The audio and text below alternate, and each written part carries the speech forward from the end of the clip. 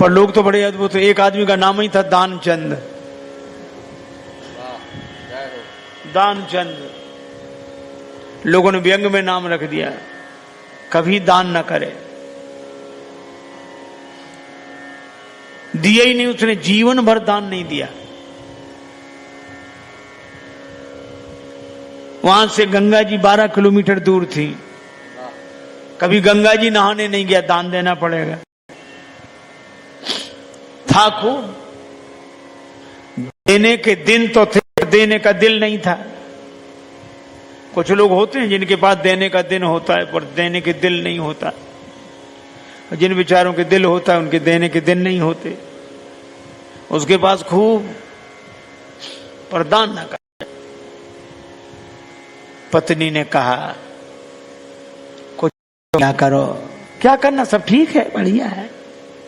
तो दान, अरे दुनिया कर रही दान, क्या अपने लिए बैठे हैं रहने। एक दिन पत्नी ने कहा कि तुमने कुछ नहीं किया, गंगा जी नहाया आओ। पत्नी बार बार कहती, फिर बुढ़ापा, बोले अच्छा आज जाते हैं, अधेड़ उम्र, लेकिन पैसा खर्च ना हो जाए। पैदल पैदल गया 12 किलोमीटर दूर गंगा जी, पैदल पैदल पैदल। और जब गंगा जी किनारे पहुंचा तो उसको लगा कि घाट पे जाएंगे तो पंडा दान मांगेंगे, इसलिए मुर्दा घाट पे गया, कोई मिले ही नहीं। मुर्दा घाट बिल्कुल खाली, इधर उधर देखा कहीं कोई नहीं, अकेले ही। सो कपड़े उतारे कि जल्दी से डुबकी लगाएं। एक गमछा लपेट कर गया गंगा जी में, डुबकी लगाई। और भगवान को लगी हंसी कि ऐसा विचित्र भक्त नहीं देखा, जिंदगी में कभी दान नहीं किया। और आज आया तो मुर्दा घाट पे, सो भगवान को कौतुक सूझा। सो भगवान ने एक ही काम किया, जैसे ही डुबकी लगा के दानचंद बाहर निकले, भगवान पंडा के रूप में वहीं प्रकट, यजमान की जय हो। और दानचंद ने जो देखा कांप गया। तो बोले हद हो गई, यहां भी आ गए, यहां भी। भगवान ने कहा कि हम संतोषी ब्राह्मण हैं, इसलिए एकांत में यहीं पड़े रहते हैं, हम वहां नहीं जाते जहां और पढ़ने रहते, फिर यहीं। और तुम्हारे जैसा एक एक यजमान ऐसा आ जाता है जो साल साल भर का इंतजाम कर देता है। तो तुम भले आ गए, 1 वर्ष का इंतजाम कम से कम। कांप गया, बोले हम नहीं कर सकते, हम नहीं कर सकते, नहीं करेंगे। भगवान बोले तो दान तो श्रद्धा के ऊपर होता है, जितना करो।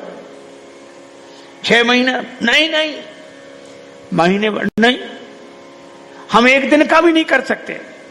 महात्मा के रूप में भगवान बोले, पंडा के रूप में कहने लगे अब करना तो पड़ेगा, नहीं हम निकलने नहीं देंगे जल से बाहर, चाहे जितना करो करना है। सो बोला उधार करेंगे। भगवान बोले मंजूर। 1 धेला उधार किया, 1 धेला। भगवान ने संकल्प ले लिया। बड़ा खुश हुआ कि पंडा को अब कह के 1 धेला पे कौन आता है। बेचारा पैदल 12 किलोमीटर गया, फिर लौट कर आया, थक गया था, शाम हो गई थी, अब सोया। अभी सोया ही था तब तक पंडा के रूप में भगवान दरवाजे पे हाजिर, यजमान की जय हो। पत्नी गई, पंडा देखकर लौटी, कौन है? पत्नी बोली किसी पंडा को कुछ देने के लिए कह रहे थे।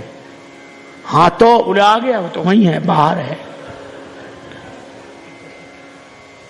दानचंद बोले आ गया? हाँ, अरे देव धेला काहे को? बोला मुश्किल, एक काम करो। क्या? पत्नी तो बोला जाके कह दो कि वो बीमार हैं, 2-4 दिन बाद आना। सो पत्नी रुआसी सी होकर बोली को बीमार है, तबीयत खराब है उनकी, आज गए दिन भर थक गए, बीमार हैं, अब आप बाद में आना। भगवान बोले दान मिले न मिले पर वो हमारे यजमान हैं, यजमान बीमार और पंडा चला जाए, वो जब तक स्वस्थ नहीं हो जाते हम यहीं रहेंगे, तो हमारा इंतजाम कर दो। यहीं टिक्कर बनाएंगे, प्रसाद बनाएंगे, पाएंगे, खाने पीने का इंतजाम, सामान। पत्नी गई लौट के, दानचंद बोले क्या हुआ? बोले वो नहीं जा रहे। वे कहते यजमान बीमार है, तब तक यहीं रहेंगे, खाने पीने का इंतजाम करो। दानचंद से बोली दे दे धेला। दानचंद बोले बहुत मुश्किल है। अच्छा एक काम करो, उसको पुराना अभ्यास था योग का, तो सांस रोक के रह गया।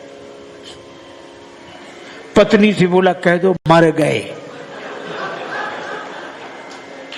महाराज सांस रोके पड़ा। पत्नी गई तो पत्नी ने रोकर कहा चले गए, मर गए, अब तो जाओ। पंडा बोले अरे राम राम राम राम, यजमान चला गया, जब तक उसका अंतिम संस्कार न हो जाए हम कैसे जा सकते हैं। अब भगवान बोले तुम महिला कहां भटकती फिरोगी, हम खबर कर देते हैं सबको। अब वो कह रहे भगवान अमित रूप प्रगटे ते ही काला, पूरे गांव में कहा दानचंद मर गए, दानचंद मर गए। अब गांव भर इकट्ठा। और जब वो भी ऐसा विचित्र आदमी सांस रोके पड़ा, गांव के लोगों ने मुर्दा समझ के बांध लिया। अब उसकी पत्नी सही में रोवे और रोकर कहे ये मरे नहीं हैं, ये मरे नहीं हैं। और गांव वाले कहे बहन ये तो तुम्हारा मोह है, जाने वाला तो गया। और वो कहे नहीं मरे, आज तक कई साथ था। इसलिए धीरज रखो, धीरज। अब वो कहे काय का धीरज, नहीं मरे ये। अब गांव वालों ने बांध लिया, बेचारी रोती रह गई। और वो भी ऐसा विचित्र आदमी, सांस न छोड़े, ठठरी पे रख लिया। गांव वाले चले और भगवान पीछे पीछे पंडा बने। पर भगवान ने कहा कि हद हो गई, हम कहीं नहीं हारे पर आज तो हम भी हार गए। ऐसा गजब का आदमी हमने नहीं देखा। ये बिना मरे मर गया है और चला जा रहा है। जब उसे ठठरी पे रख दिया, भगवान बोले अब अग्नि लगनी बाकी है। एक काम करो, क्या यजमान था इसके कान में हम मंत्र बोलेंगे, ठीक है। सो भगवान कान के पास मुंह ले गए और कहा कि मैं भगवान विष्णु हूं, आया हूं बैकुंठ से तुम्हें तो नाता जोड़, मैं बैकुंठ से तुमसे नाता जोड़ कर आया हूं। दानचंद ने जो सुना कि भगवान है तो तुरंत आंख खोल दी धीरे धीरे। और जैसे ही आंख खोली तो देखा वही पंडा। आंख खोल दी, जो पंडा देखा तो फिर आंख बंद कर ली। भगवान बोले हम हार गए तुमसे, हम तुमसे कुछ नहीं लेंगे, तुम ही हमसे कुछ मांग ले, मांग ले वरदान कछु। और दानचंद धीरे से बोले धेला दीजिए छोड़। वो धेला छोड़ दे बस। भगवान ने कहा जा छोड़ा। अब बोलो यह विकृति जीवन में ना आए, यह रुके नहीं, चलता रहे, भगवान का खेल चलता रहे, भगवान से जुड़कर चलता रहे। तन धन भवन